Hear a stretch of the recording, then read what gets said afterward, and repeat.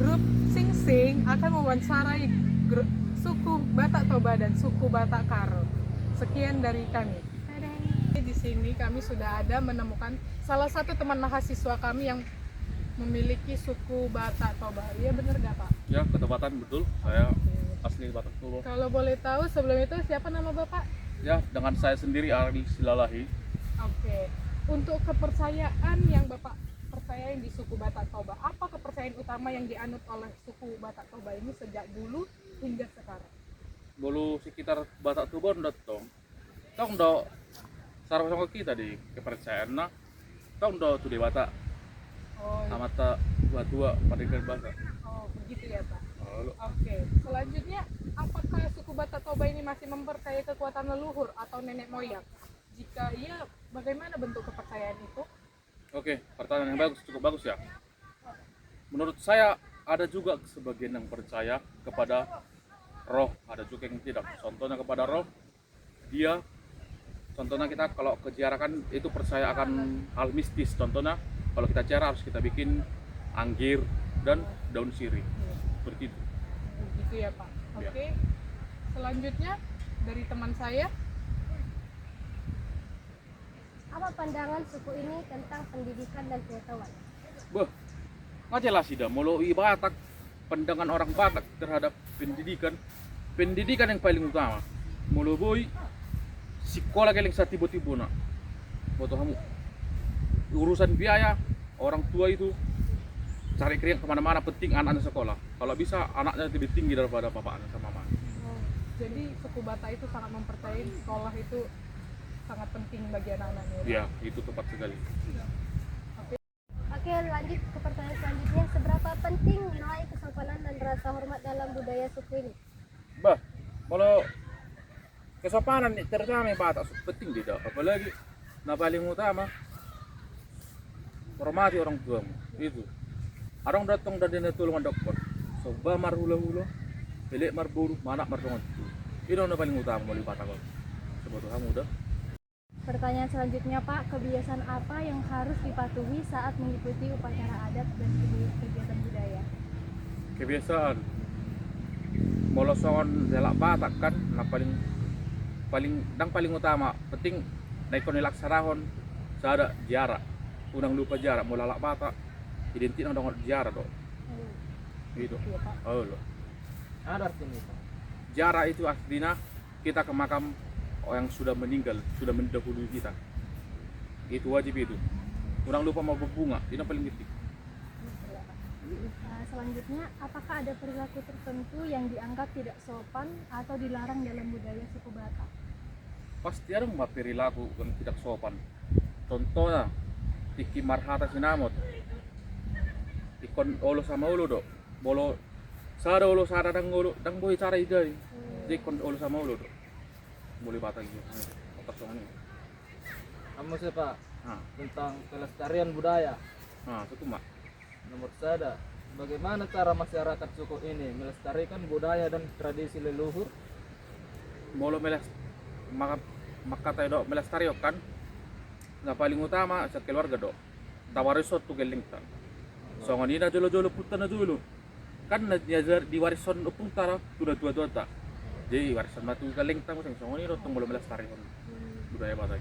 Kenai Pak, kenai. Oh, Tantangan ahaduna dihadapi mempertahankan budaya suku di era Sonari.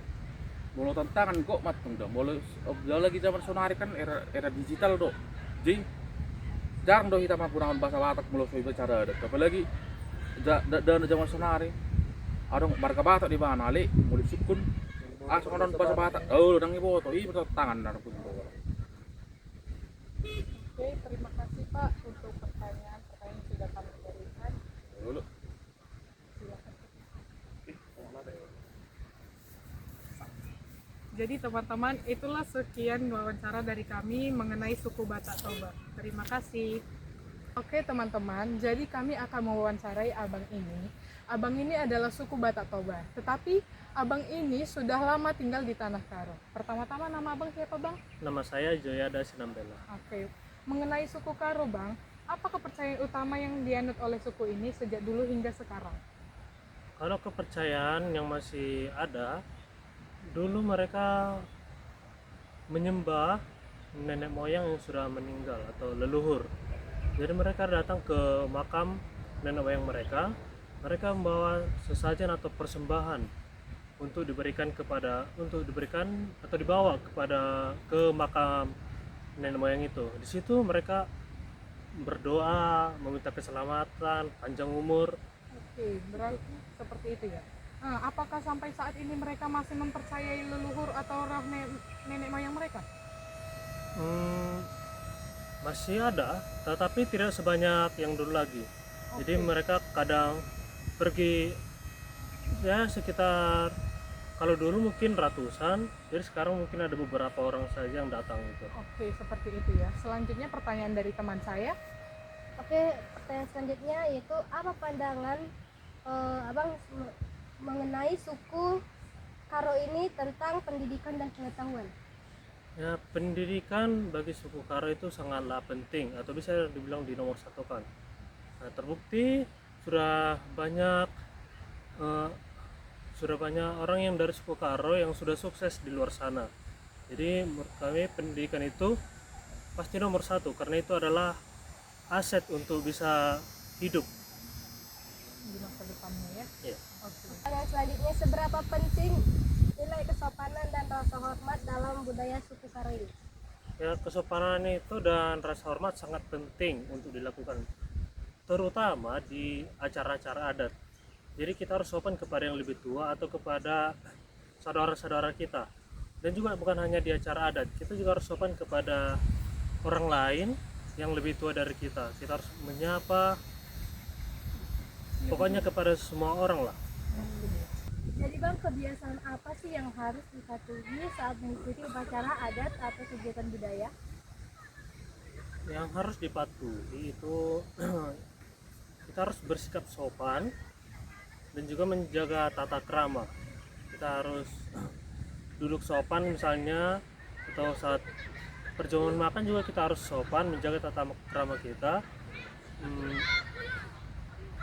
Itulah, dan juga menghadiri, kalau bisa wajib menghadiri acara-acara adat karena kita di situ juga sangat penting dalam acara adat itu.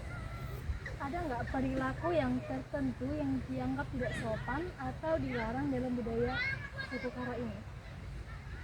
Ada satu yang kurang dianggap sopan, itu dulu memberi makanan kita kepada orang lain. Jadi mungkin di era sekarang itu mungkin sudah ditinggalkan gitu. Oke, selanjutnya Bang, tentang kelestarian budaya. Bagaimana cara masyarakat suku ini melestarikan budaya dan tradisi leluhur? Caranya pemerintah sudah melakukan pengembangan seperti membuat mata pelajaran bahasa Karo di sekolah. Jadi para murid-murid sudah bisa belajar bahasa Karo, adatnya, pokoknya tentang Karo lah. Dan juga orang tua diharuskan untuk mengajari anaknya cara bertutur, cara melakukan adat gitu. Terakhir Bang, peran apa yang dimainkan oleh tokoh adat dalam menjaga budaya suku ini? Salah satu tokoh adat sama seperti di Batak Toba itu seperti Raja Parhata atau Raja Adat. Jadi di situ dia memberitahu apa-apa aja yang harus dilakukan. Ini dari keluarga ini apa yang harus dilakukan, apa yang perlu disampaikan Raja Adat itu. Jadi di situ banyak orang belajar bagaimana cara melakukan adat itu, bagaimana cara melakukan acara itu, apa pantangannya dan apa yang harus dilakukan seperti itu. Terima kasih Bang. Oke, terima kasih. Silakan pergi keluar dari. Oke, jadi itulah tadi beberapa pertanyaan-pertanyaan wawancara kami mengenai suku Batak Toba dan suku Karo. Dapat kami simpulkan bahwa dari Batak Toba dan Karo itu memiliki sedikit perbedaan, yaitu mengenai perilaku mereka. Kalau di Batak Karo, mereka dahulunya tidak boleh memberikan makanan mereka sendiri kepada orang lain ataupun mereka tidak boleh berbagi. Nah, di Batak Toba, mereka fine-fine saja untuk membagikan itu. Oke, sekian kesimpulan yang dapat kami berikan. Terima kasih. Kami dari grup Sing Sing mengucapkan terima kasih. Bye. Behind the scene. Kami dari kelompok keluarga Sing